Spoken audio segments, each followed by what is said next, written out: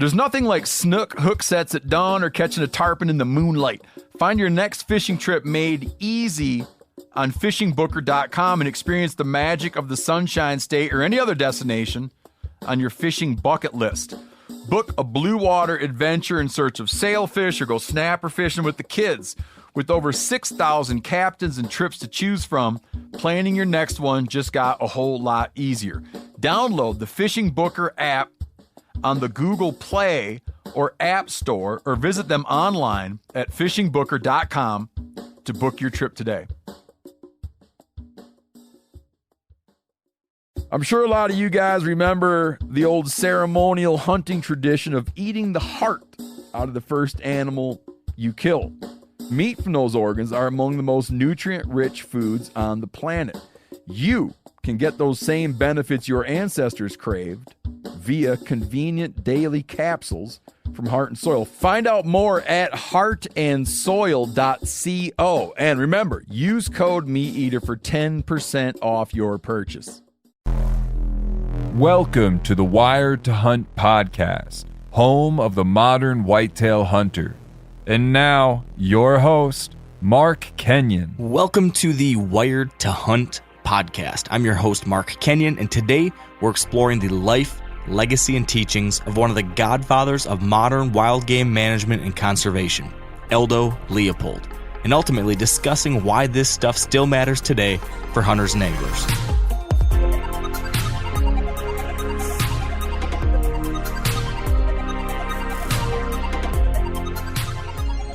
All right, welcome to the Wired to Hunt podcast, brought to you by First Light.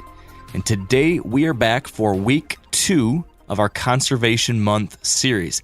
Yep, you heard me right, we're talking conservation. And we're doing that because we only get the benefit of deer on the landscape and wild places to explore and the opportunity to hunt these really cool critters because a bunch of people a long time ago gave a damn about conservation.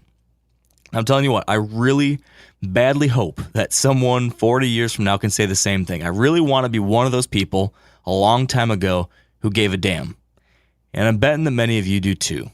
So that is why today we're going to talk about Aldo Leopold. Now, you might have heard this guy's name before, Aldo Leopold, if you have listened to this podcast for a long time, or maybe you listened to the Meat Eater podcast, or you watched the Meat Eater show, or you read my book, That Wild Country, or really if you've consumed any hunting/conservation related content.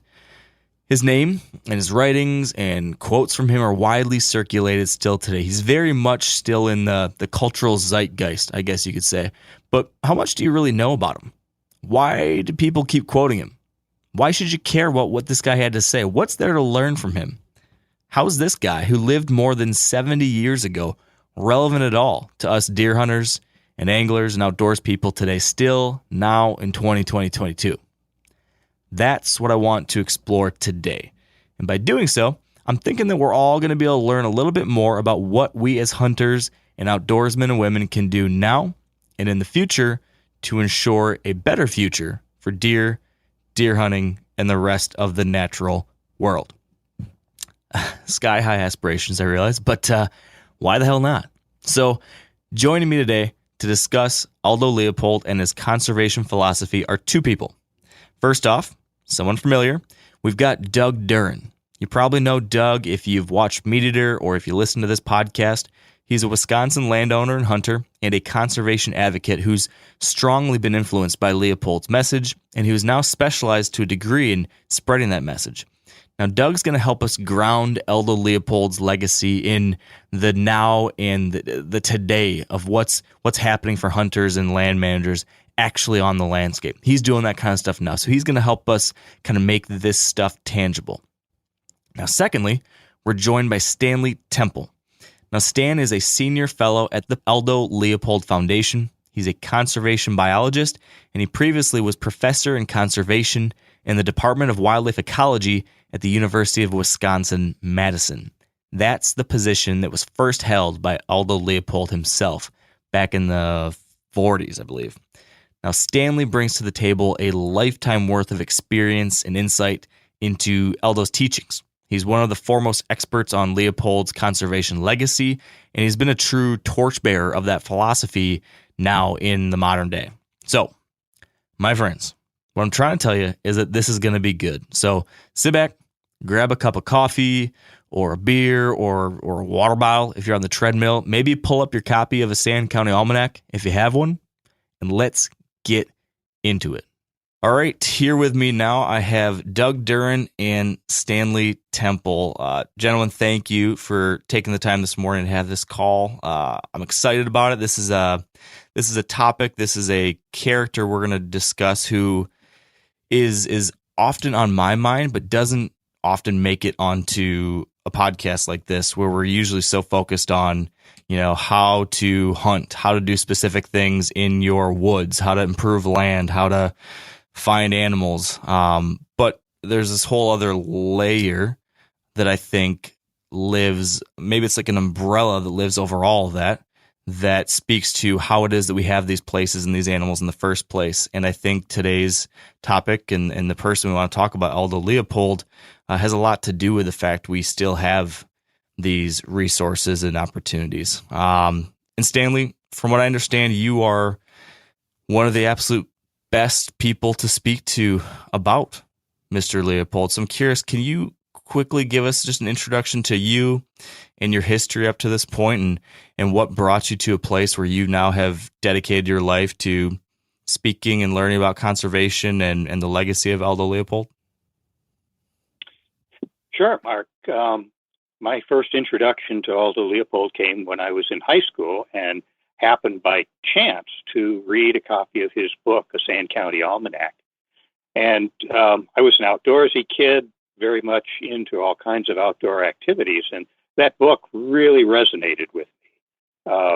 The opening line especially got me hooked when Leopold said there are some who can live without wild things and some who cannot.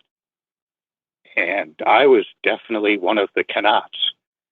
So I wanted to pursue a career in ecology and conservation. I went to Cornell University, where I had the good fortune of having one of Aldo Leopold's former graduate students as my academic advisor.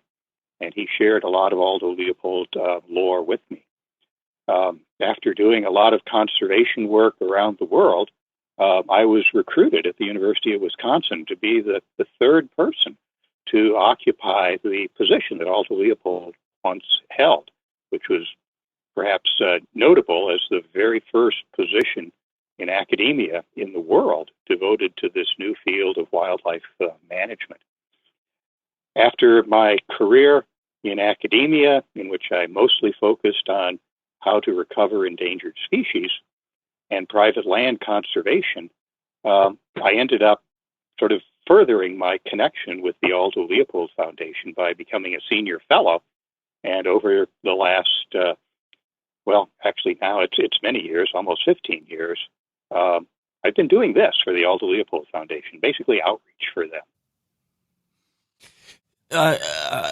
I'm curious, why do you? Well, let me take it back a step. Actually, before we go into the why, I guess we should get one quick thing on the table for everybody, because there are some folks who, again, have heard the name Aldo Leopold, but don't know a whole lot more about why this man is important, or why he's someone that was so influential to you, or why this book you mentioned, A Sand County Almanac, is something that so many people still have on their bookshelves and point towards.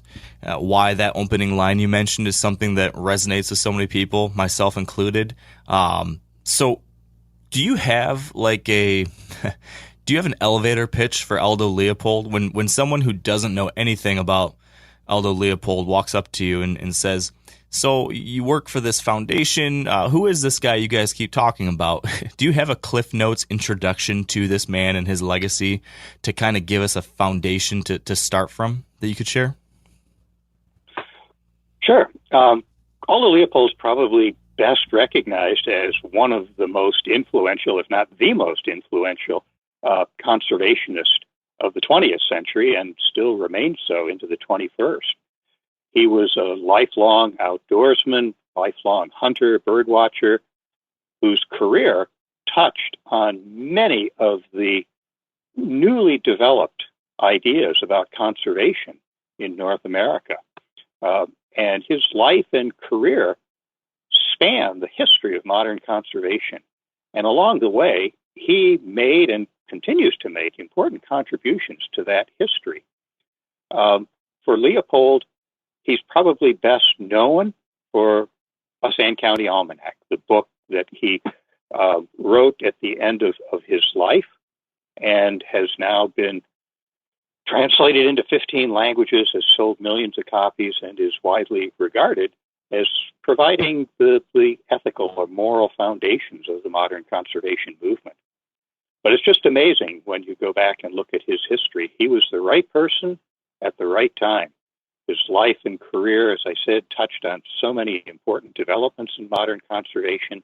And as a very skillful communicator, Leopold was able to make substantial, sometimes paradigm-shifting contributions to that history. Yeah. And what's kind of unique to me, or what just stands out to me about Leopold is that he not only was influential at the end of his life with the writing of this book, and then also, of course, with his work at the University of Wisconsin and game management and that book as well. But the fact that he had these two sides of what he did, I suppose. He had this writer side, he had this wildlife manager and academia side, and then he had this whole earlier life in which he was involved with the Forest Service and in which he became a wilderness advocate and one of the first people to really speak out for that need, for there to be wild places preserved. So he kind of touched a whole lot of different aspects of wildlife conservation across his life. He wasn't just a one-trick pony, I guess. He touched a lot of different aspects of this thing, which is impressive, I guess. Yeah, that's quite important, Mark. When you look at, he was born in 1887, so his early childhood, growing up, there really wasn't anything of an organized conservation movement in North America. And as a boy, he was witness to the consequences of that. He saw the extinction of the passenger pigeon, the near extinction of the bison. And those sort of tragic events in our history obviously had a big impact on him.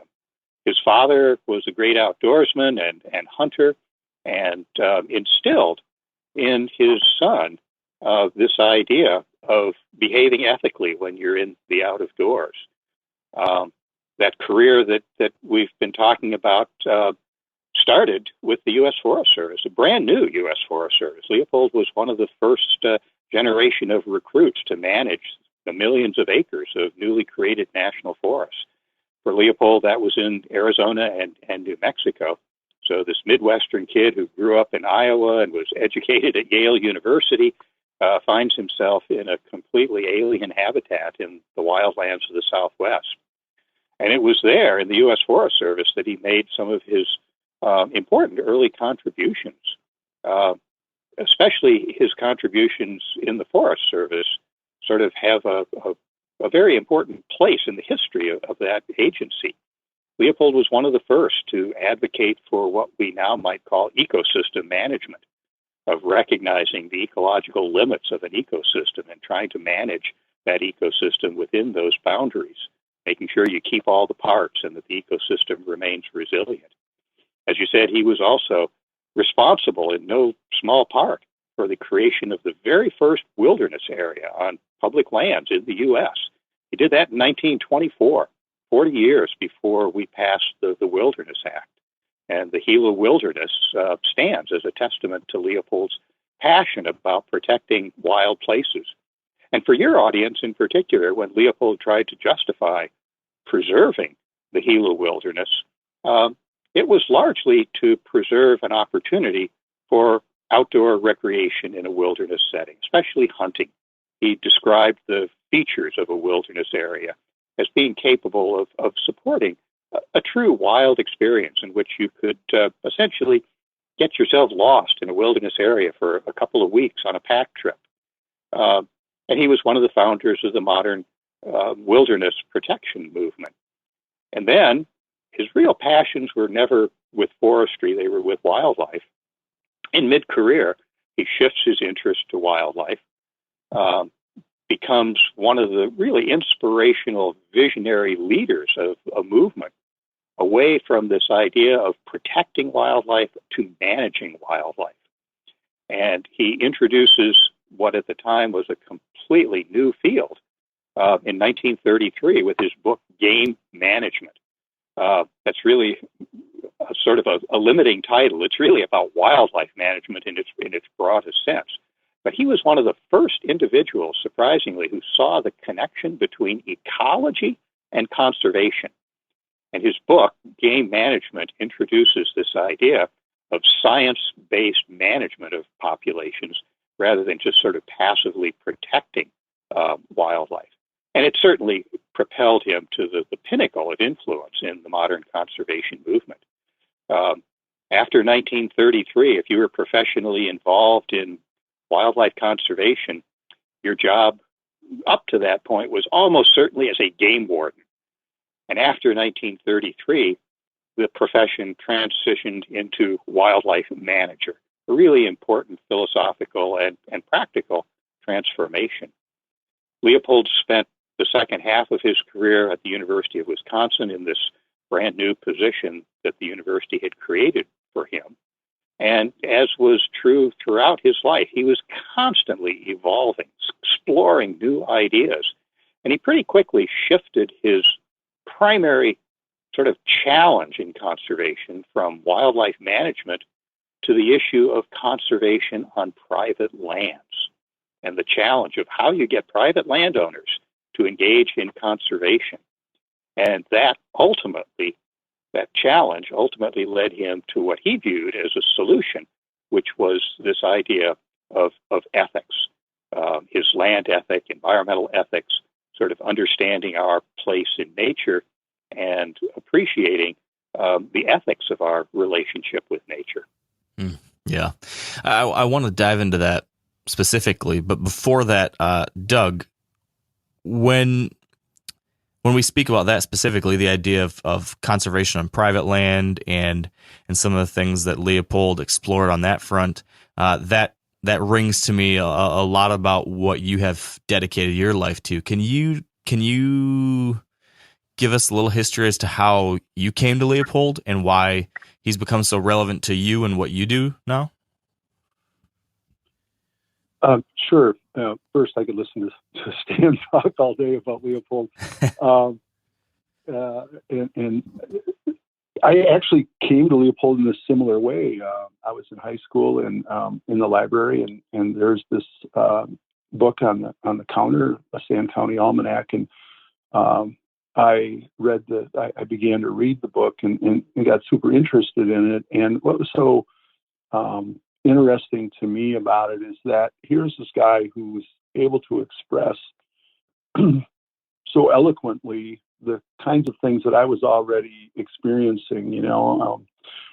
Mark, that I manage the farm for my family that's been in our family almost 120 years now. And I began to appreciate at that time the lessons that I was learning from my grandfather and my father about how we were taking care of the land. And these are two men. My grandfather was born about the same time that Leopold was, and my dad was born in the 1920s.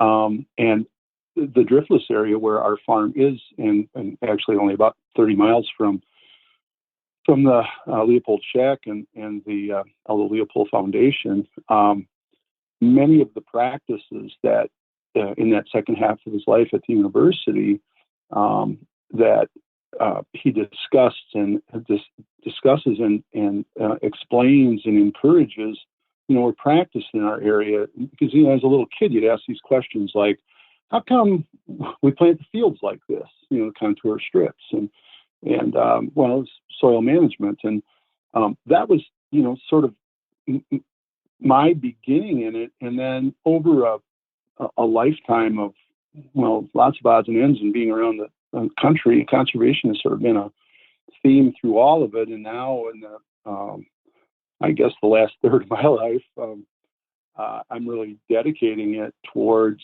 what's next on our farm and in our area here in the Driftless.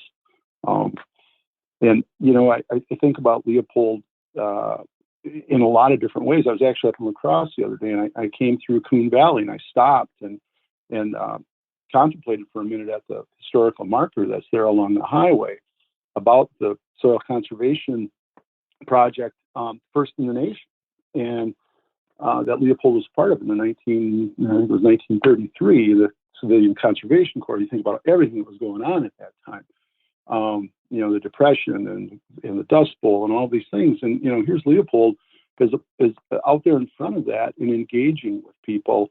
And, here's this brilliant man who, I don't know if it was you or Stan who already referred to it, but here's this brilliant man who, is thinking on this high academic level, yet the practical applications of what he was talking about really resonated with people and continue to this day. And that's really where my inspiration comes from Leopold and that kind of application. And how do you see, or what is it that you see from that message that you think is most relevant today to people listening to this, to hunters, to private land managers who have something that might be primarily for hunting?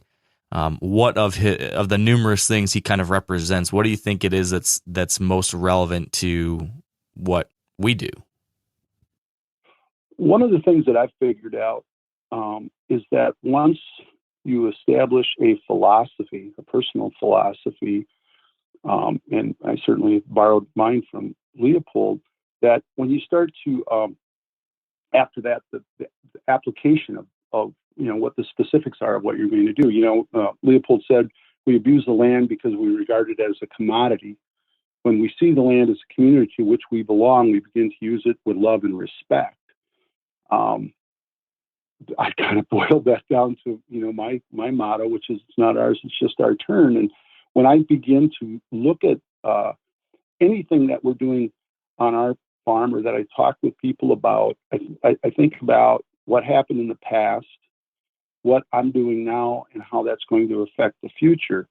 And so when we start talking about habitat management, I talk about, conservation. I talk about wildlife habitat versus deer management or deer habitat management, because, good forestry and good wildlife habitat is good for, deer as well. So it's a bigger community rather than,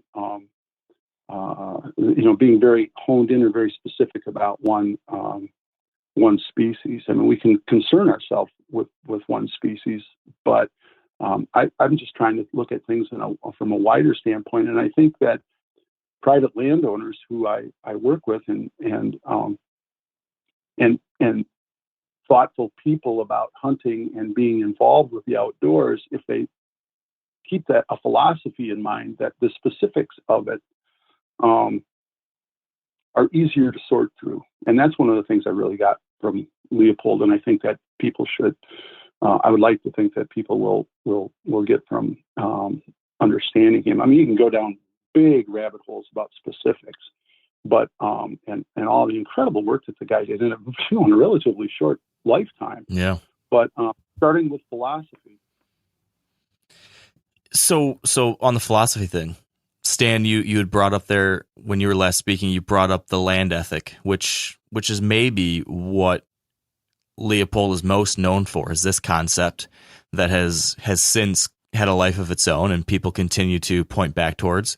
Can you give us an explanation of what the land ethic is that Aldo described in his book, what that means, what that looks like today in any kind of way? What's the land ethic and why does that matter? Well, Leopold described the land ethic to the world in his book, The Sand County Almanac, and he described it as the end result of his life journey. Leopold certainly didn't anticipate when he wrote the book that he would die of a heart attack at age 61 before the book came into print in 1949. But the land ethic is widely regarded as his most sort of universal contribution in that it spans the entire sort of universe of conservation, or indeed the entire relationship that we have with the natural world. Leopold struggled throughout the last 15 years of his life with this challenge of how to get landowners to do the right thing. Coming as he had from his first half of his career in the Forest Service, his first inclination was to do it by regulations. By God, we'll force them to practice conservation. And after he did some interactions with private landowners, he realized how much resentment there would be to that approach and decided to try something different.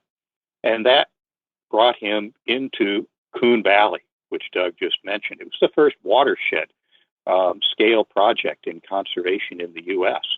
And to Leopold's credit, he shifted that entire project from being essentially an engineering project on how you build check dams and do contour plowing and that kind of Band-Aid approach to soil and water conservation, to being a much more holistic look at the entire watershed, looking at it both from the perspective of the environment and people, looking at it from the perspective of ecology and economics and sociology, a real holistic look. And Coon Valley worked because of government incentives and subsidies. And for a time, Leopold was really high on subsidies and essentially an economic incentive for doing conservation. But he quickly soured on that when he realized that once the government subsidies and incentives stopped flowing, many landowners reverted right back to some of their old irresponsible practices. And he wanted really something that would be enduring, something that didn't depend on regulations or economic incentives. And eventually that leads him to this idea, which was pretty much unique to his thinking, of an ethical relation with land. He frames it in terms of community.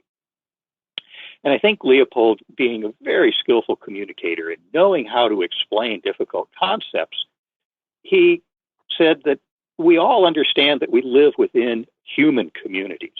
And within that human community, there have to be some universally accepted guidelines on what's morally acceptable to do within that community. If we don't, the community becomes dysfunctional. And Leopold made, by analogy, the context that the same way that we live in a human community, we also live in an ecological community. That, as he described it, includes the soils, the waters, the plants, the animals, all of the other things in the natural environment around us. And just as the same way that there have to be some moral compasses that guide our behavior within the human community that we live in, there have to be some ethical guidelines for living in that natural community. And that's where his land ethic comes into play. Leopold was clever enough to realize that what he was proposing was a dramatic shift in our American view of land. As Doug said, we regarded it as a commodity belonging to us, that we were free to do whatever the heck we wanted to do with our land, that it was our private property. And for Leopold, this tension between private property and the public's interest in the broader natural environment was essentially the tension that led him to ethics. He reckoned that if you had a moral compass, if you had a good idea of what was right and wrong to do with your land, then you would probably obey regulations. You'd probably use economic incentives to further the health of your land. And certainly you would not want to do things that would be harmful to your land and the ecological community in which you live. So when Leopold introduced the land ethic, it was a very, very new idea, one that actually didn't really take hold immediately. It probably wasn't until the 1960s and 1970s when we sort of got into the modern environmental period that suddenly people rediscovered Leopold and realized that he had basically given the moral foundations of the modern environmental movement, this more holistic view of our relationship with the natural world. And sort of reflecting that, there was a big time lag. Leopold's book, A Sand County Almanac, was published in 1949 after 5 different publishers had rejected it because they didn't think there was any readership for this type of book. And finally, Oxford University Press took a gamble and published it. And, the other 5 publishers were right. The book was a total dud. It hardly sold at all through the 1950s and early into the 1960s. And it wasn't until 1966 when Oxford University Press, I always say it was either dumb luck or brilliant marketing, that they came out with a paperback edition just at the very moment when the modern environmental movement was kicking off. And suddenly, almost 20 years after Leopold had written about the land ethic, suddenly there was a readership ready to read what he had written, understand it, and be motivated by it. And since then, sales of A Sand County Almanac have just been exponential. As I said, it's sold millions of copies and is now read in 15 languages around the world.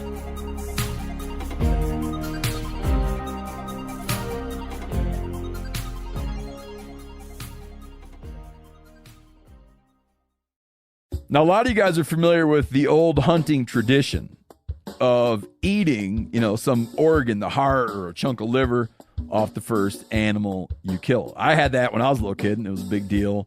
Organ meats were always prized by frontier people who knew the importance of getting a lot of different minerals and nutrients. And as often is the case, those guys were onto something, because organs are among the most nutrient-rich foods on the planet. And you can get the same benefits your ancestors craved via convenient daily capsules from Heart and Soil, made exclusively from regeneratively raised, grass-fed, and finished cattle. Heart and Soil's unique freeze-drying process means all those important nutrients are trapped in, ensuring you experience every one of the benefits of nature's superfood in a clean, convenient, taste-free capsule. Find out more at heartandsoil.co. And make sure to use code MeatEater for 10% off your purchase. That's heartandsoil.co. Use the code MeatEater. There's nothing like snook hook sets at dawn or catching a tarpon in the moonlight.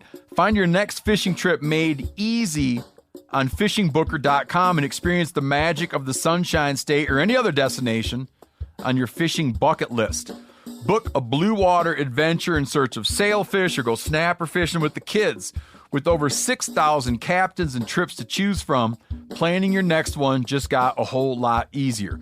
Download the Fishing Booker app on the Google Play or App Store, or visit them online at fishingbooker.com to book your trip today.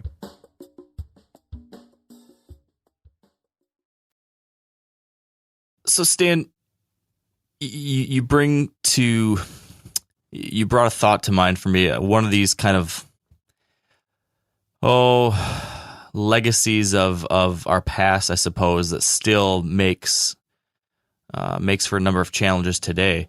In the book, he writes that a land ethic changes the role of Homo sapiens from conqueror of the land community to plain member and citizen of it. And that seems to be the crux of making the shift to having a land ethic, is to enlarge your boundaries of what community you are part of, from just people and what we need to also the land and the animals and the air and water around us, and looking at not as commodity but as equals in some way. But that is in contrast to what I think Aldo referred to as an Abrahamic view of the world, in which many people look at our role within the natural world as those of having dominion over it, right? There's some that believe we have dominion over all the land and the animal and the fish, and we are to do whatever we want with it. That's one kind of worldview. And then there's this other worldview in which we're saying, hey, no, let's be a part of it and enlarge the scope of who and what we care about. How do we settle, or how can we make sense of these two different worldviews? Or what do you say to someone who has this more domineering viewpoint of how we should interact with the world that's just here for us to use? How do you settle those two viewpoints? Well, I think Leopold did it brilliantly by analogy to the human community, and that self-serving behavior often is in conflict with the broader community interests. In the same way with land ownership, private, self-centered interests are often in conflict with the broader community interests, whether you're talking about the human community that obviously has an interest in how private landowners manage their land, but also the health of the ecological community. So for Leopold, he realized he was up against a big hurdle because that, as he described it, the Abrahamic view of our relationship with land and this sort of sacred regard for private property that's part of American culture were huge obstacles to overcome. And Leopold, being not just an ivory tower, dreamer, but a very practical person, recognized that the shift that he thought was the way forward was not going to happen quickly. In fact, in the Land Ethic, in the essay, The Land Ethic, in a Sand County Almanac, he makes the analogy to how we treat human rights. He said, we've been working on human rights for millennia, and we still haven't gotten that right.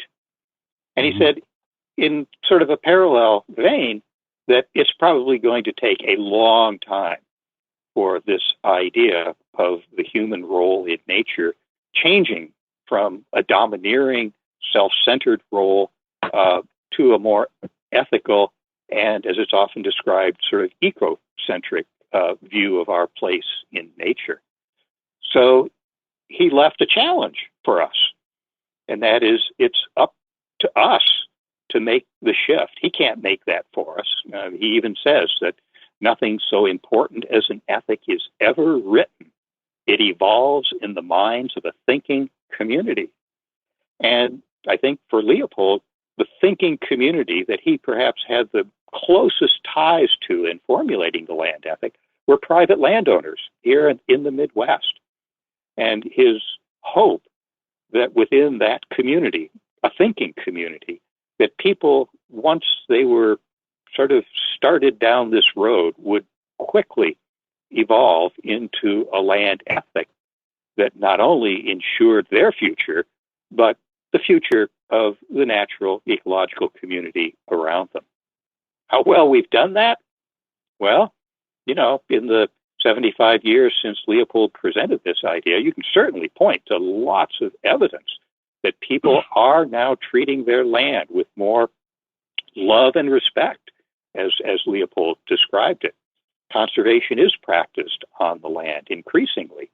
You don't see as much horrible land abuse as Leopold did in the 20s and 30s when he started his work on private lands here in the Midwest. So we're definitely making progress. You can point to all of the policies and legislation that have happened at the national level that clearly reflect this sort of expanded view of our role in nature and our responsibility for taking care of the world around us. Yeah. Doug, do you have anything you would add on the overarching thoughts of how we make sense of these different worldviews and how we might be able to live in this way as opposed to in that of the commander and conqueror of all that's around us? Yeah, I do. I don't think, that tension that Stan talks about is certainly there, but this isn't it's not a battle, right? I mean, it's not as if we can't make use of and make a living from our land. But I can give you examples of where having a land ethic would matter. The contour strips of a hillside will still be farmed. So there are those who might say, well, you create a desert when you plant corn or soybeans or a row crop, and then take that row crop off, and then there is a desert there. Now, how we treat the soil is a question worthwhile. But we see evolution in that. big grain farmers and some in my area, I'm seeing more and more cover crops planted in the fall that are putting back into the soil, and they're being incentivized to do that. Sure, but they're also philosophically, sort of getting at. I've seen in my lifetime sort of this switch from really small little farms and where there was plenty of land abuse. I mean, don't get me wrong. Heck, I can point to some of it on our farm where our creeks were wide and very shallow because of the amount of cattle that were in them. To now they're almost new. It was described as a young stream to me the other day by a hydrologist. In that it's faster and narrower, but the banks still aren't exactly what they would be over a period of time. So that's something that we're talking about, and we're going to be able to make a difference in that bottom, sort of helping nature along. But that doesn't mean necessarily that we can't still do some pasturing, that we can't still do some farming, and so it's being thoughtful about how you're working with that land and realizing economic benefit.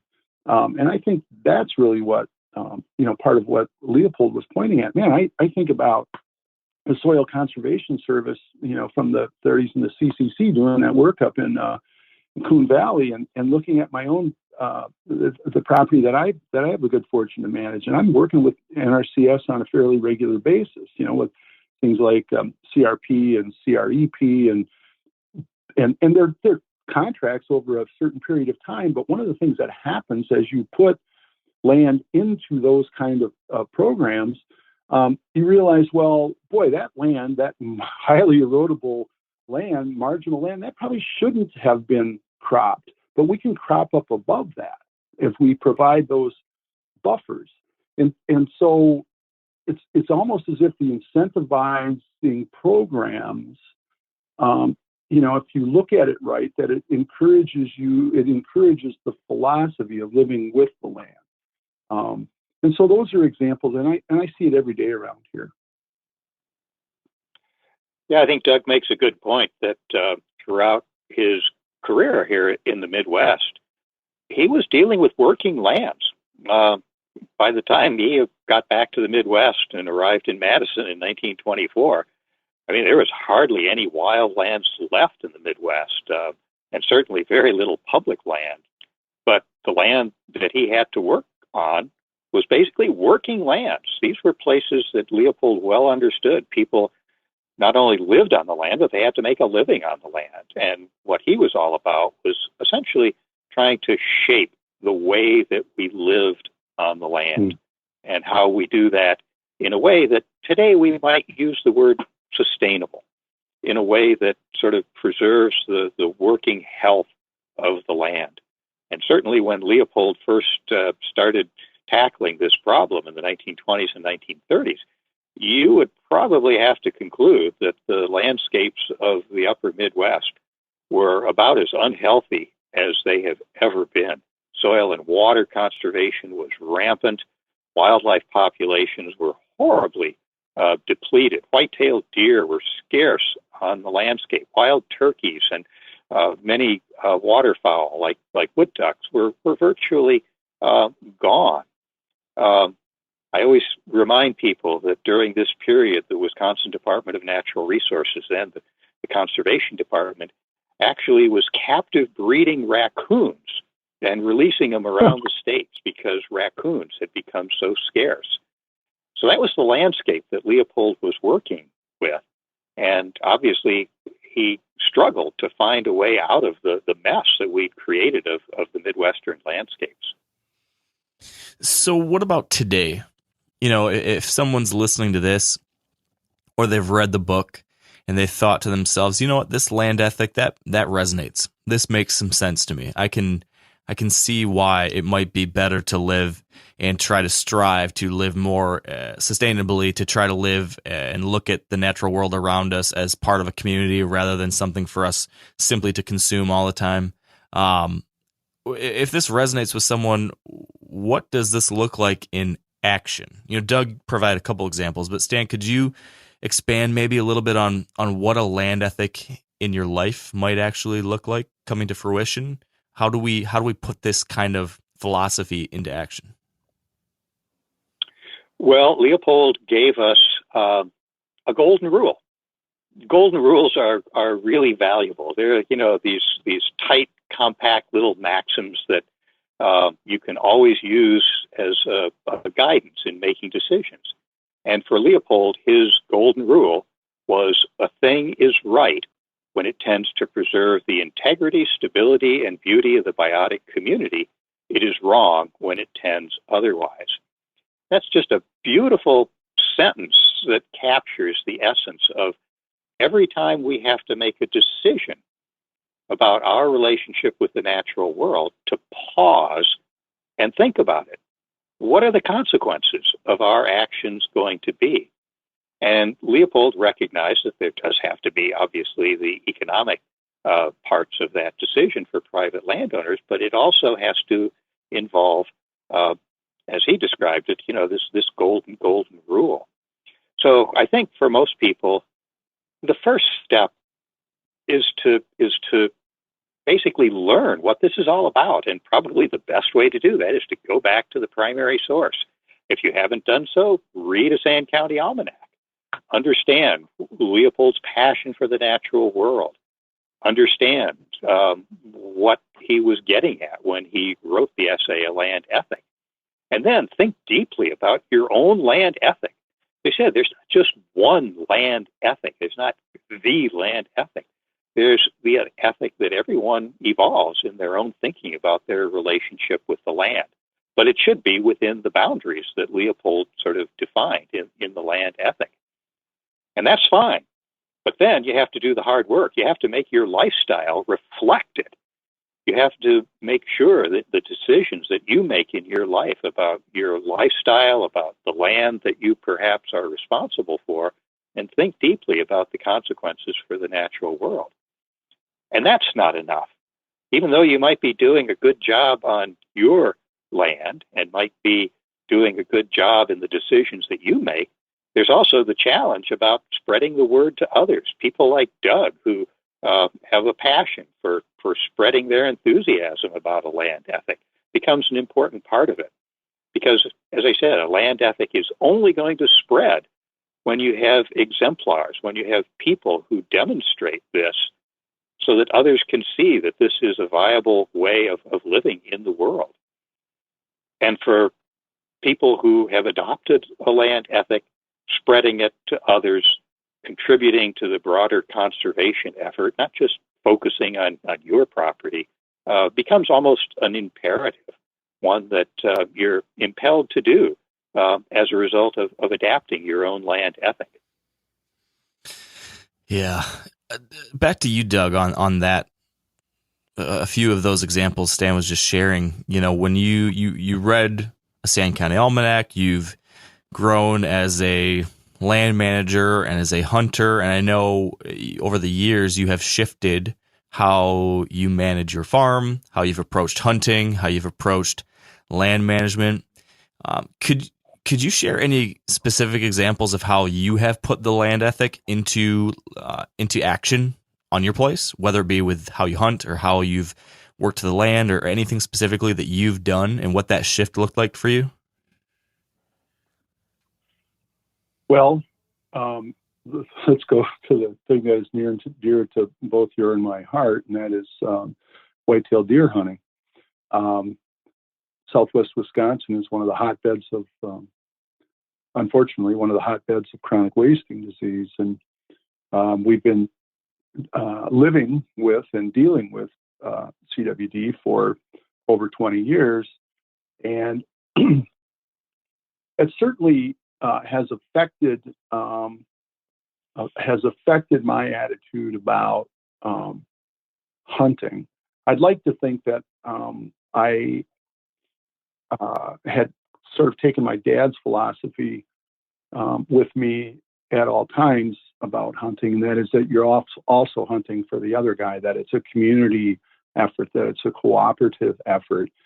But I may have strayed from that a little bit, but I don't think so. When the way we managed, we were managing deer on our property, we were very concerned about ecosystem balance, as you know, and Stan knows a little bit about my work with oak regeneration. Well, deer and oak regeneration are in conflict. A lot of deer and oak regeneration, they love those white oak acorns, and they love those red oak seedlings. So it's really hard to regenerate oak. So we, for more than 20 years, have worked hard to have a balance of deer on our property. And I thought that meant that the handful of people that hunted the property would take more deer, and that we would be sure that we were, taking does and working on population, and at the same time managing for, a balanced herd and all the things that we talk about with the National Deer Association.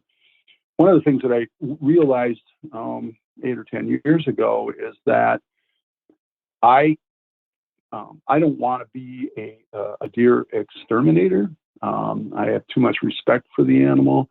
And when we were trying to take more deer, I'll give you an example. On 600 acres this year, we took 40 deer. Well, I'm not interested in generally in taking one or two. So I saw the opportunity. I saw the opportunity to share our land with more people. And by doing that, we've opened up, last year we had over 30 people, almost 30, I guess 35 was the total number of people who hunted.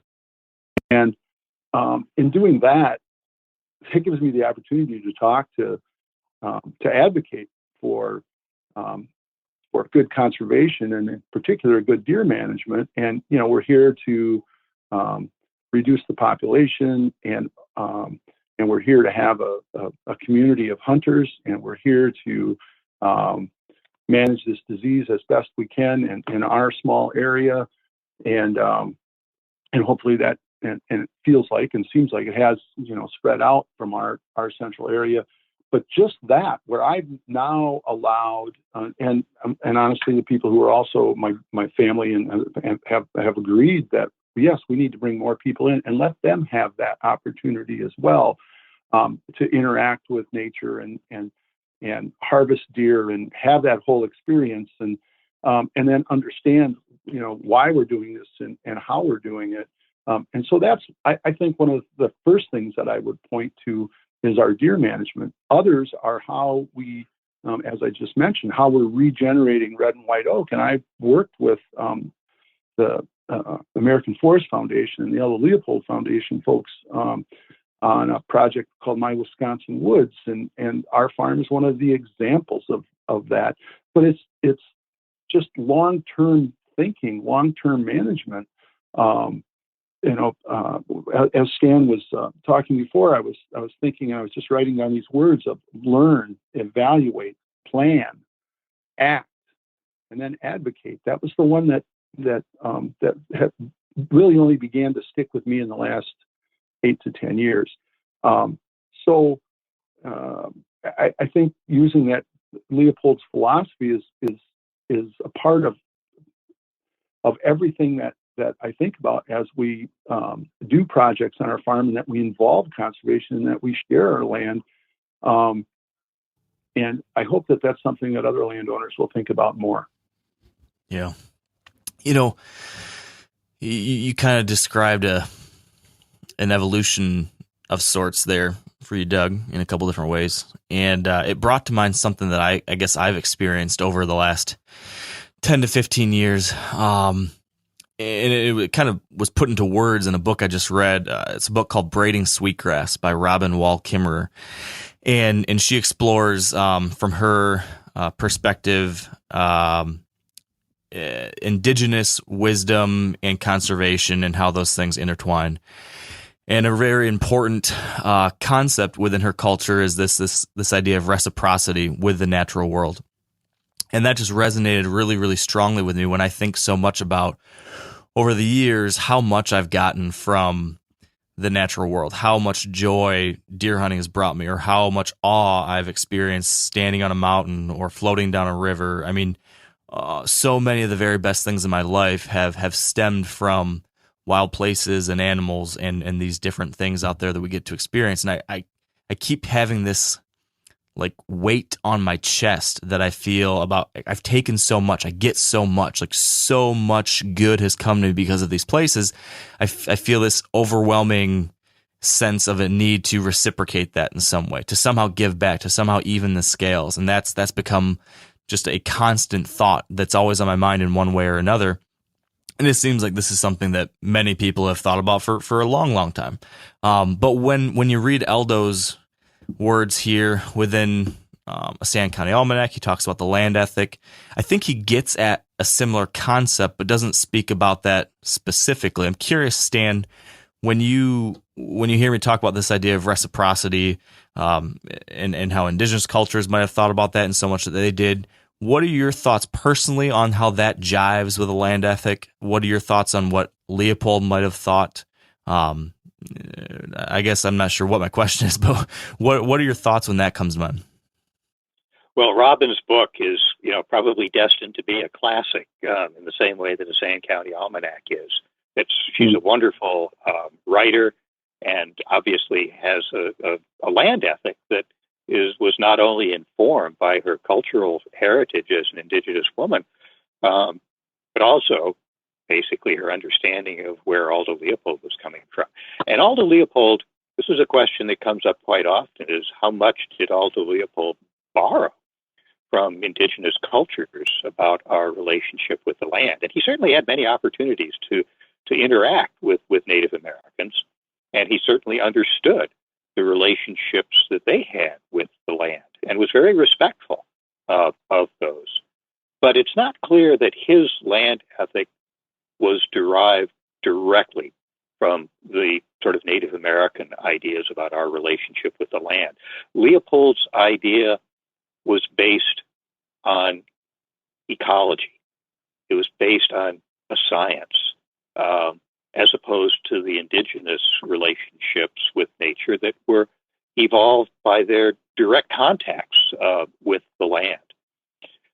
But no question that indigenous cultures and Aldo Leopold's land ethic have a lot in common about the values that we get from living on this planet and living on landscapes that are healthy, that provide for our needs in exchange for our living in a sustainable way on those lands. So yes, definitely, Aldo Leopold really has inspired the modern sort of environmental ethics movement. And there are lots of individuals like Robin Kimmerer who have thought deeply about it and have provided some of those, I won't say ideas, but some of their thoughts about the way forward. And certainly it didn't end with Aldo Leopold in 1949. We're continuing to evolve, inspired by people of the past. But it's our challenge now. It's not up to people of the past to show us how to make this happen. It's up to us to figure out how to do it.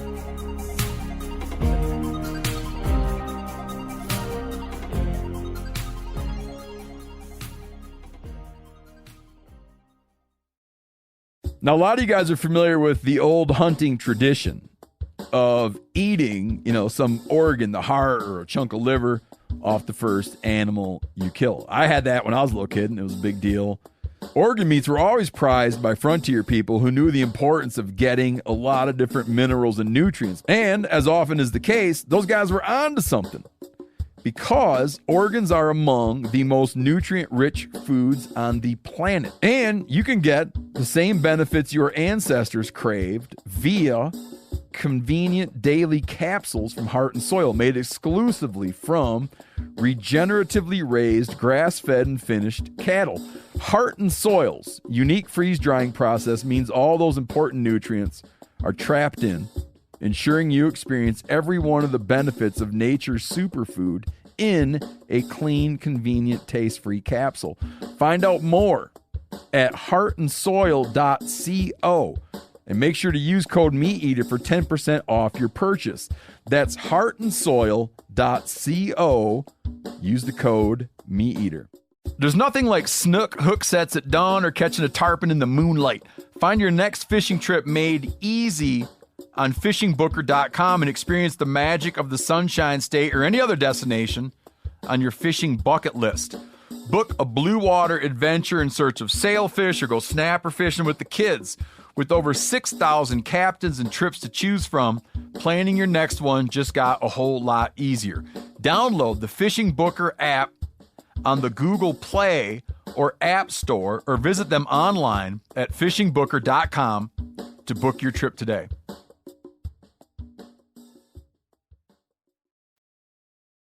You mentioned that, there's been a lot of positive progress in the 70 some years since Leopold died.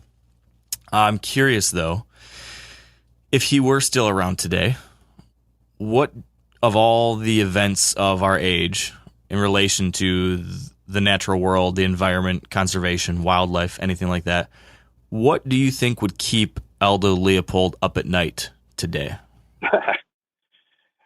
Well, given where we are right now in the conservation world, I think there's one thing that would have kept him up at night and probably would have had a lot to say about. And that is that as the father of modern science-based wildlife management, he would be horrified at the current efforts to take management out of the hands of the professionals in the profession that he largely created and handed over to politicians and special interest groups. I think the thing that Leopold would be most proud of is the fact that he left this legacy of professionalism in wildlife management, and that the field has expanded from its early birth here in Wisconsin, and that we now have this cadre of professionals who know how to manage wildlife in the public's interest.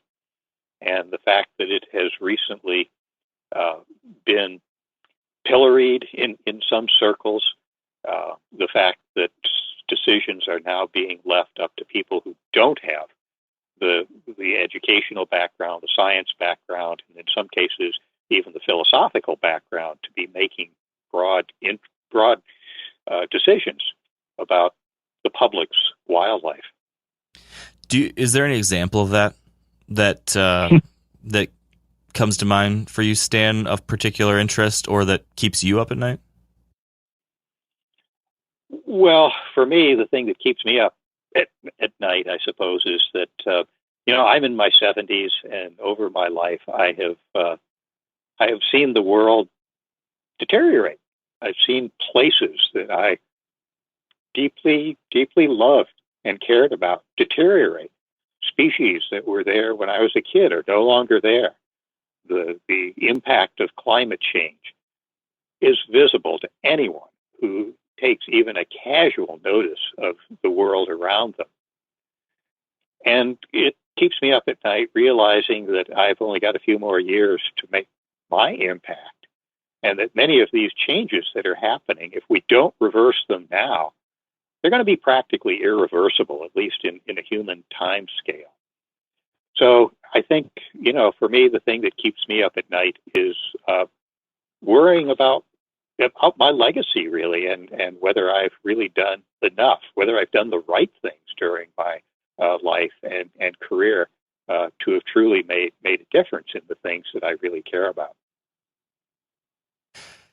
If you had to look back on that career of yours, Stanley, and what you have done, and you sit here and you wonder about what that legacy is and what you've done, what are you the most proud of? What that you've spent your life on do you feel has had the most impact?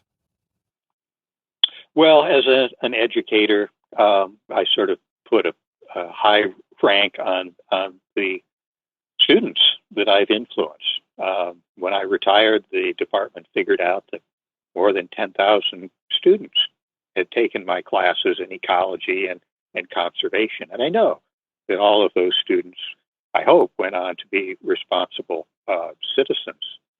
They're the things, that I am particularly proud of. My graduate students who've all gone on to positions of substantial leadership in the conservation world, and I know will carry with them and often pass on to their own students the things that they learned when they were at the University of Wisconsin. On a personal level, the things that I've done, I know that there are species that would be extinct if it hadn't been for the work that my students and I have done. I know that the habitats on which they depend, that we had a substantial role in making sure that those areas were protected or managed in such a way that they would continue to sustain those species. I know that my public outreach, the things that I'm doing right now, have reached even larger audiences than the students who were in my classroom.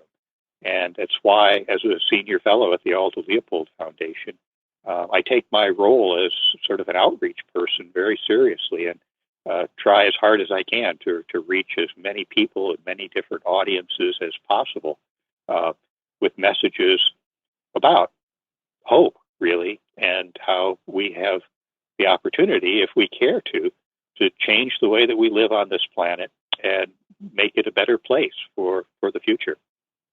So speaking of hope, you mentioned that there are certain species that are still present on the earth today because of some of the work that you and your students have done. It brought to mind this one of the major environmental crises, I think, of our day. We're starting to become more and more aware related to biodiversity across the world. But I think that this is something that some people here in America, probably hunters specifically, might have a hard time believing in, because we are in the golden age of deer populations, of black bear populations, of turkeys, of so many game species that hunters specifically are so interested in. They might be thinking, geez, things are better than they ever have been. It's great. But if you were to widen your lens and look beyond that, there's obvious examples that that's not the case. Can you just fill us in a little bit about what's going on across the rest of the country and across the rest of the world that's different than the success we've seen with white-tailed deer and turkeys and other game species here in North America? Because, there's increasing talk of this sixth mass extinction event, and we're losing animals so quickly in both big and small ways.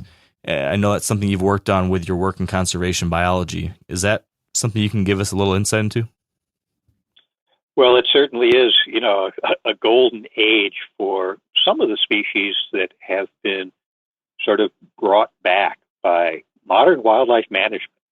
Some of the species that we've been talking about, especially game species that were so depleted in the early 20th century, have been brought back by proper management. The reason that they were brought back is that we had a high regard for those species as resources. Mm-hmm. They were species that we used in some way. And therefore, we had a sort of a selfish reason for wanting to see them come back. And part of the real tragedy for the loss of biodiversity is that the vast majority of the species that are disappearing from the planet are non-resources. People don't necessarily recognize them as being as valuable, say, as a white-tailed deer. And as a result, we don't pay as much attention to them, and we certainly don't put as much effort into trying to prevent their extinction. We are in the dark ages in terms of extinction. What we're experiencing now is almost unprecedented in the history of life on this planet, that so many species are disappearing so quickly, essentially, in the span of a human lifetime, that this is really concerning about the future, because extinction, as they often say, is forever. Once they're gone, we can't bring them back. Once the passenger pigeon was gone, there's no bringing it back. So these are decisions about the future that, to some extent, become irreversible. If we don't pay attention to preserving these species now, they're going to be gone, and we're not going to get them back.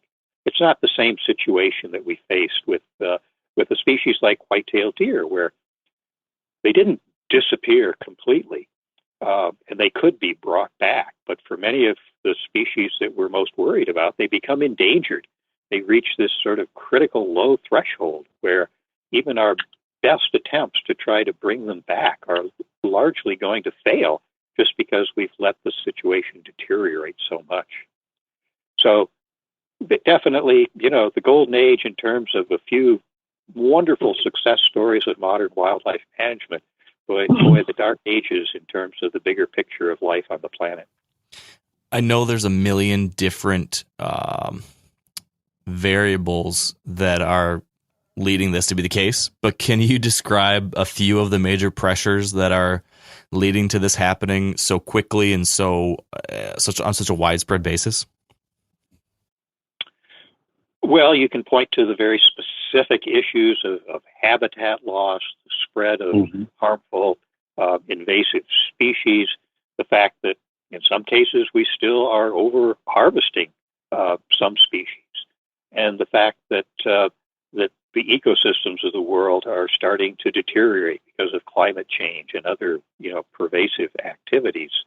But you boil it down. And the ecologist Paul Ehrlich did a brilliant job of breaking it all down to its root causes.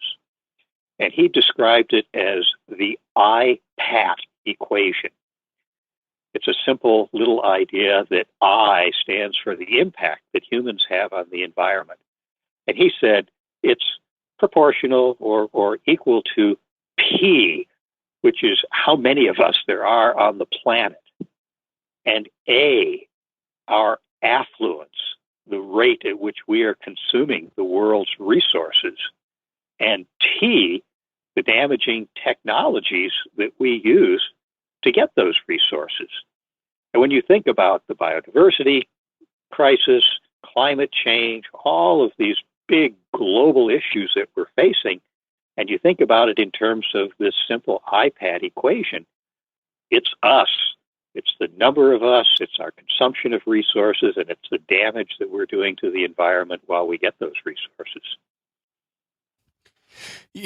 I worry sometimes with this type of thing where the on-the-ground experience that someone like me might be having in Michigan is different than what you're describing, right? As I mentioned, like here on the ground in Michigan, I'm seeing more wildlife than ever. And it might be easy for me to selfishly think, wow, I've got it great here. Why should I care about, or if I'm really into deer, why should I care about the monarch butterflies out here? Or why should I care about the quail if I'm not hunting them? Or why should I care about the whatever? And when I think about that, I get another line from Leopold comes back to mind where he said something along the lines of the key to management, or I think it was tinkering with the natural world or something like that. The key to that was keeping all the parts. Like the number one thing we got to think about before anything else is we've got to keep all the parts around, because whether we understand the part they play, they do have a role, which I think is another reminder to us who maybe have a predisposition to care about certain species to remember that it's not just all about deer. The butterflies, the amphibians, everything else has a part to play. And then we too then have a part to try to not manage just for the deer we want to hunt, but for the whole system as well. Doug, what is all this? How does all this resonate with you and the things that you do now? I like where you're going with that management, I'm being so involved with private land management that I am, it's ecosystem management. And that respect for all the species. We've been talking about, some pretty dire stuff here. But one of the success stories, and it's one that I'd love to hear Stan talk about, is that of the sandhill crane. I've had the amazing experience to share some time with him at the Leopold Foundation and walk down to the river and witness the gathering. The afternoon gathering of sandhill cranes as they're getting ready for their migration. And Stan, correct me if I'm wrong, but I believe Leopold thought that the sandhill crane could very well be extinct in his lifetime. And through incredible work, and some of that is Stan's work and his graduate students' work, the sandhill crane is thriving now. Yeah, well, Doug, that was a wonderful evening that we spent on the river. And sandhill cranes are a beautiful example of a 20th century conservation success story. They were nearly wiped out in the upper Midwest. And in the 1930s, when Leopold wrote his very poignant essay, Marshland Elegy, he expected they were going to go extinct in the Midwest, despite the fact that they had been protected by the Migratory Bird Treaty Act, something that Leopold was a great advocate for back early in his career. And certainly for sandhill cranes, tragically, the reason they almost disappeared from the Midwestern landscape was quite simply because we killed them. We killed them for the market with market hunting. We killed them because they thought cranes were a threat to their agricultural crops. But once we sort of changed our relationship with cranes, and especially once we stopped killing them, sandhill cranes were very adaptable species and made the recovery pretty much on their own without any special efforts on the part of the conservation community. And they stand today, as I said, as one of those remarkable success stories from a species that nearly disappeared to one that's now thriving. But it's important to point out that the threat to sandhill cranes was pretty simple to correct. Stop killing them at a rate that the population couldn't sustain, and they'll take care of themselves after that. For many other species, the problems are much more complicated, that they've lost their habitat, that their habitat is polluted in some way, that they're affected by these big global issues of things like climate change that are a lot more difficult to tackle and turn around. It can't be turned around quite simply in the matter of a few years or a few decades, the way things were turned around for sandhill cranes.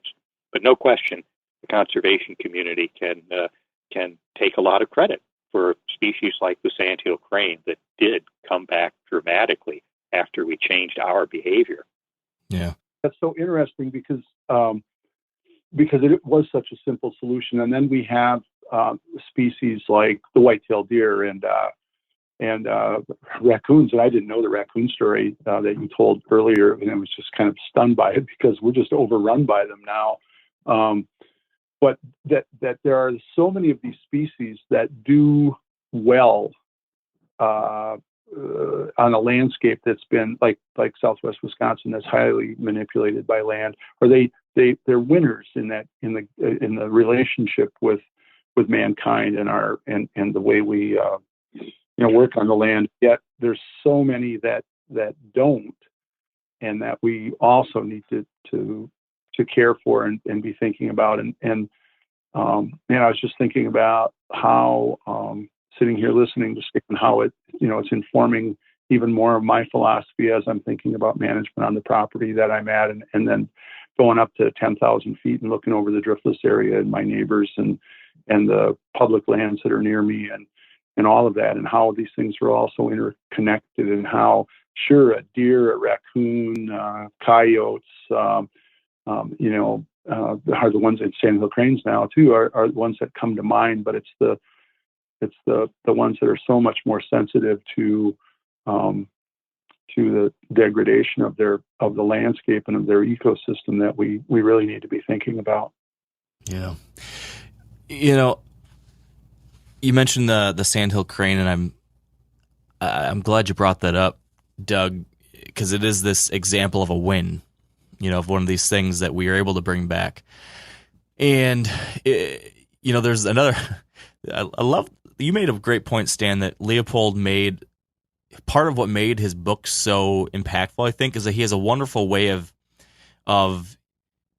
articulating a important idea in a single line or two. He has these little maxims that somehow he's dropped throughout this book that now still today, so many of us remember these little lines, these single thoughts that encapsulate these larger issues. And he so clearly and concisely articulated them that it's still the easiest way for us to bring something up. So we keep on referencing back to, well, Leopold said this. And he just said it so darn well. I mean, one of the things he said that comes to my mind now is he said that something along this, I paraphrase, but the downside of an ecological education is, being alive in a world of wounds. Like you have your eyes opened to all the things that are going on in the world that are bad for the environment, all the bad news. We all of a sudden start seeing it once you start paying attention to these things. And, 15 years ago, 20 years ago, as a young person, I was blissfully ignorant to any of the issues impacting, species diversity, impacting the environment, et cetera. And as soon as you start really getting tapped into this, you can get overwhelmed with the bad news. You mentioned we are in the dark ages of so many other things, even though deer and deer hunting and that side is doing so well. It's easy to lose hope when you start seeing endless examples and stories and alarms about this species going extinct, or the ocean pollution, or loss of bird populations, butterflies, grasslands, air quality, water quality. There's so much bad news out there. If I could bring Aldo Leopold back for one night and have dinner with him, I think I would ask him how he kept hope, or how he would keep hope today in the face of that, in the face of all these things that seem to be looming on the horizon. But I can't bring Leopold back to ask him that. So I guess I'll ask you guys, how do you go about keeping hope, and how can we keep hope for everyone else out there who's trying to learn about this stuff, who wants to get involved? How do we share these messages? How do we talk about these things without people just getting so depressed that they tune it out and just say, well, I can't do anything about this disaster. I'm just going to go back to watching basketball or playing video games. Stan, what are your thoughts on that? Well, it's a good point, and certainly Leopold was a hopeful person, as am I, as are you and Doug. And I think a hopeful person is someone who recognizes that the odds are stacked against them, but they're willing to give it their best shot despite the odds. A pessimist, on the other hand, is somebody who knows that the odds are so stacked against them that's what's the use. As opposed to an optimist, somebody who knows that the odds are so stacked in their favor that they don't have to worry about the outcome. But being hopeful obviously requires that you have a reason to be hopeful. And for Leopold, the reason that he was so hopeful, I think, was that he had faith in humanity. He had faith in our ability to see things clearly, to understand what's going on around us, and to make decisions that were informed by what we've learned, what we see, our own personal experiences, and to have an inherent ability to want to do the right thing. And that sort of motivation to do the right thing is why he was so hopeful that a land ethic would be the way forward, that would be a turning point, that having that moral compass was going to be what really gave him hope for the future, that once that moral compass was firmly in place, that people would be inclined to always make decisions that would favor a healthy environment. Yeah. Doug, would you add anything to your perspective on that?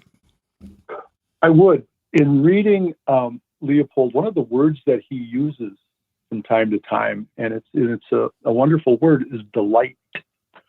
The delight of it. I'm a simpler person, so I use the word fun. But fun and interesting. I mean, I think that one of the opportunities that I have, and Mark, you and I have, and of course Stan has had his whole career, but you and I have, because of the work that we do in outdoor media, is sort of sharing the fun and delight in management and in thoughtfulness, mindfulness of of working and being in nature. One of the favorite things that I did when you and I were working together on the back 40 was to leave that tree for you to plant with your son. And when you did that, I mean, I got the biggest smile on my face when you sent that picture to me. Yeah. About planting that, and that passing that on. I had a young man. I don't even know how old Owen is. I think he's 10. Came and spent some time on the farm with his uncle and another one of my sharing the land cooperators, and boy, to get the opportunity to sort of nurture that delight in that young man is wonderful. In that and watching his face light up, and I wasn't even trying to make his face light up so much as his face was just lit up all the time. One of the things Leopold said was, what more delightful avocation than to take a piece of land and be cautious, and by cautious experimentation to prove how it works. What more substantial service to conservation to practice it on one's own land? I work with landowners, regularly. I interact with landowners regularly, and I just find those kinds of opportunities to be the best, and you can sort of see those ripples. Again, thinking about the tree that I gave you, Leopold said to plant a pine, for example, one neither be God nor poet. One only need a good shovel. Yeah, I love that. There are those kinds of things.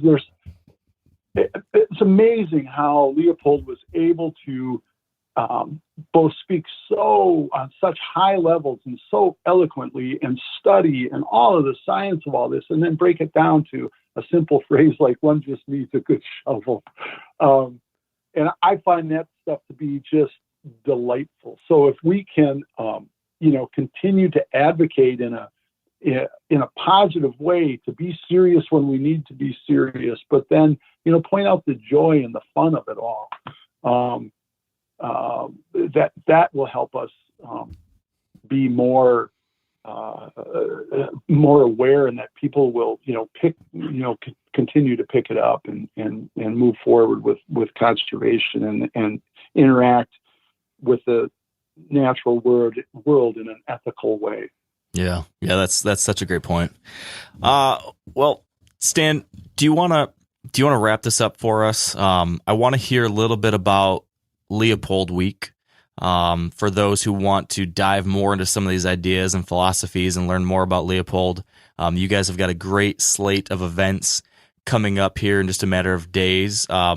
Would you first be willing to share any final thoughts on what we've talked about today? If there's anything else you want to leave us with, a final call to action or anything, would love to hear that, and then would love to hear more about where we can enjoy Leopold Week. Sure. Well, the Aldo Leopold Foundation, which was created by Aldo Leopold's 5 children to further their father's legacy, basically has some pretty simple mission statements. One is promoting the land ethic and spreading it to different communities. And one of the ways we do that is through outreach efforts. And one of those is, of course, the celebration, if you will, of Leopold Week. It's a period in early March in which we encourage and provide opportunities for communities to get together, to perhaps do communal readings of the Sand County Almanac, or to listen to hopeful messages, and be inspired by Leopold's legacy. And Leopold Week coming up the second week in March, there's a big slate of activities that the Leopold Foundation is hosting, all online, of course, this year. And you can tune into those and find out whether there are things that you might be especially interested in by simply going to the Leopold Foundation website, which is really simple. It's aldoleopold.org. And look at the lineup and see whether there are things there that might, I almost guarantee there will be things there that will interest you. So tune it in and perhaps think about doing some type of Leopold Week event in your community. There's nothing more sort of beneficial than spreading the word to your immediate neighbors. And often a good way to do that would be to host some type of an event that involves Aldo Leopold and his legacy. Terrific. Well, Stan and Doug, I really appreciate you taking the time to kind of just just come in as a community and talk about this stuff. I'm not quite sure what I'm trying to say here, other than the fact that it has been cathartic. It has been good to just sit here and talk about an important person, an important philosophy, an important set of ideas. I feel recharged to get back after it after this chat. So thank you, Doug. Thank you, Stan. You're welcome. You're welcome. It's like a good walk in the woods. Yes, which we could always use more of. All right. That is a wrap. I hope you guys enjoyed this. I hope it's given you some things to think about. But I want to give you a couple more action items, a couple pieces of homework. First, if you haven't read a Sand County Almanac yet, this book we keep referencing, what are you waiting for? Pick this thing up. You can get it for, I don't know, $15 or something. It's a small book. It is just packed full of wisdom, great writing. It's worth it. Check it out. A Sand County Almanac. Secondly, I'd recommend you take Stan up on his offer to tune into the Leopold Week events coming up here in the next few days. It's running from March 4th through March 13th, 2022. In particular, you might be interested in one of these events. It's a webinar with Nick Offerman. That's Ron Swanson from Parks and Rec. A lot of you guys must have watched Parks and Rec. It's a great show. The Ron Swanson character is Nick Offerman.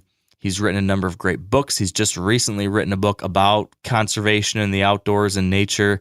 And in this talk, he's going to discuss his own conservation awakening of sorts and a number of other things, I'm sure. So that one is on March 10th at 7 Central. Another one that might be interesting is a webinar with Michelle Nieheis. I believe that's how you pronounce her last name. And she wrote a really interesting book called Beloved Beasts. It's about the history of conservation of wildlife in America and where things are headed. I read the book. I enjoyed it.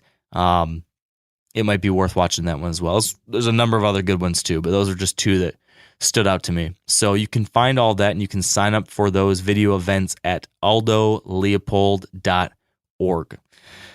And that's it. I appreciate you being here. Appreciate you tuning in. I'm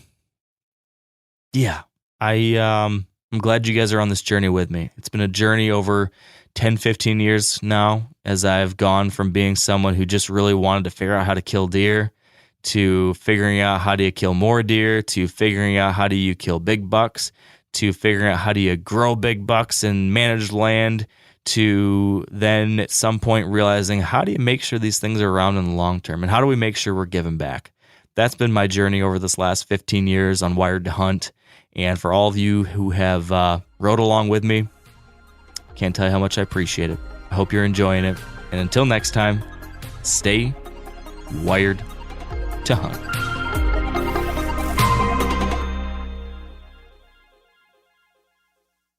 I'm sure a lot of you guys remember the old ceremonial hunting tradition of eating the heart out of the first animal you kill. Meat from those organs are among the most nutrient-rich foods on the planet. You can get those same benefits your ancestors craved via convenient daily capsules from Heart and Soil. Find out more at heartandsoil.co. And remember, use code MeatEater for 10% off your purchase. You ever get that feeling the walls closing in, the concrete jungle suffocating you? You crave some wide open spaces, the chance to connect with nature, maybe in a spot all your own. Well, head over to land.com. They've got ranches, forests, mountains, streams, you name it. Search by acreage. You can search by location. You can search by the kind of hunting and fishing you're dreaming of. Land.com. It is where the adventure begins.